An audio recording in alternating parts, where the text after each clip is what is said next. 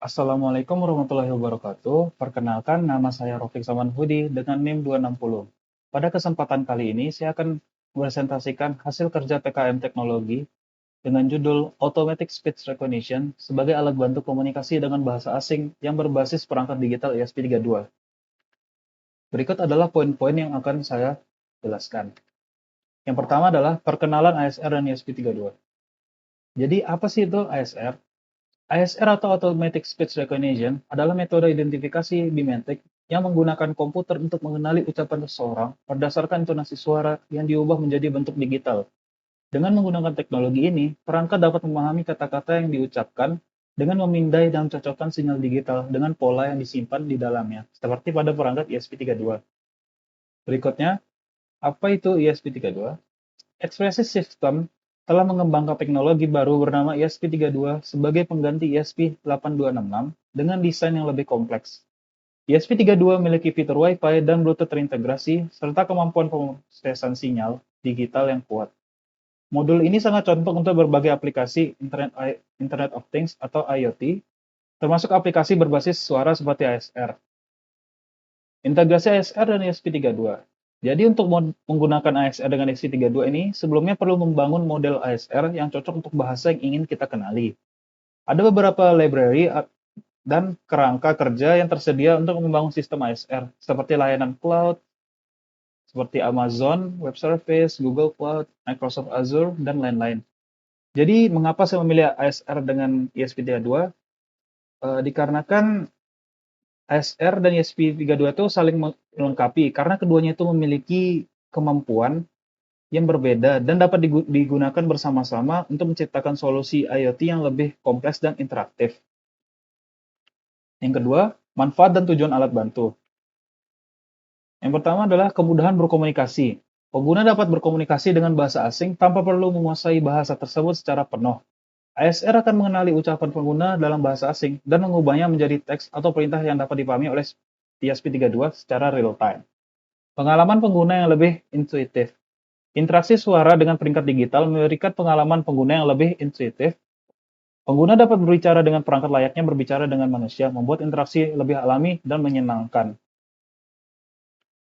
Yang ketiga, keuntungan penggunaan ASR dan ESP32. Yang pertama, kemudahan komunikasi. ASR dan ESP32 memungkinkan pengguna untuk berkomunikasi dengan orang-orang yang berbicara dalam bahasa asing. Yang kedua, mobilitas. Dengan menggunakan ESP32 yang portable, pengguna dapat menggunakan alat bantu komunikasi di mana saja. Yang ketiga, interaksi terjalin secara real-time.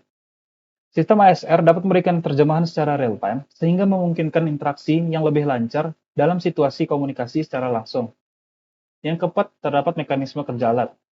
Nah, di sini terdapat flowchart mekanisme kerja alat. Yang pertama itu adalah perekaman suara, yang dimana nantinya earphone yang terhubung dengan ESP32 yang memiliki perekam suara melalui mikrofon pada earphone, suara yang terekam akan nantinya menjadi inputan bagi sistem ASR. Berikutnya terdapat pemrosesan awal, yang dimana nantinya suara yang direkam kemudian akan diproses oleh ESP32. Masuk ke segmentasi ucapan, yaitu proses pemecahan atau memisahkan suara yang sudah direkam jika mengandung sebuah kalimat yang perlu diidentifikasi. Maka nanti akan diproses dengan lebih terdefinisi. Misalkan seperti bahasa-bahasa slang atau bahasa-bahasa gaul dalam bahasa Inggris, yang pengucapannya itu memiliki makna yang sangat berbeda. Berikutnya adalah ekstraksi fitur. Pada tahap ini terjadi sebuah proses ekstraksi dari setiap segmen ucapan. Berikutnya, model akustik. Setelah diekstrasikan, nantinya ESP32 akan menggunakan dua model. Yang pertama model akustik GMM atau Gaussian Mixture Model dan HMM, Hidden Markov Model, yang digunakan dalam pengenalan suara. Berikutnya akan mengeluarkan output berupa penerjemahan teks. Yang setelah itu, setelah mendapat transkrip suara, nantinya maka langkah terakhir adalah menerjemahkan teks tersebut ke dalam bahasa asing yang ingin dituju. Yang kelima adalah rancangan alat ASR dan ESP32. Jadi konsep desain alat bantu ASR ini sebagai alat bantu komunikasi dengan bahasa asing yang berbasis perangkat digital ESP32 dengan menggunakan earphone Bluetooth. Yang pertama adalah hardware ESP32. Desain ini menggunakan ESP32 sebagai otak dari perangkat. Nah, ESP32 ini nanti akan bertanggung jawab untuk mengakuisisi dan memproses data audio dari mikrofon, mengirimkan data audio ke layanan ASR, menerima hasil dari layanan ASR, dan mengontrol earphone Bluetooth untuk memberikan umpan balik suara. Berikutnya terdapat mikrofon eksternal. Nah, ESP32 ini nantinya akan memiliki pin yang dapat digunakan untuk menghubungkan mikrofon eksternal. Mikrofon ini akan digunakan untuk mengambil ucapan dari pengguna dan mengirimkan sinyal audio langsung ke ESP32 untuk nantinya akan diproses ke layanan ASR. Yang terakhir adalah Bluetooth modul. Nah, untuk menghubungkan earphone Bluetooth ini, ESP32 harus memiliki modul Bluetooth yang terintegrasi. Nah, modul ini akan digunakan untuk menghubungkan ESP32 dengan earphone Bluetooth, sehingga pengguna dapat mendengar umpan balik suara atau terjemahan dalam bahasa target melalui earphone Bluetooth. Nah, untuk slide terakhir adalah kesimpulan. Kombinasi ASR dengan ESP32 memberikan kemampuan komunikasi yang lebih baik dalam bahasa asing. Teknologi ASR telah berkembang pesat dan memberikan tingkat akurasi yang tinggi dalam mengenali ucapan manusia. Jadi, ESP32 itu sebagai perangkat digital yang terhubung ke jaringan atau aplikasi lain, memungkinkan pengguna ASR sebagai alat bantu komunikasi.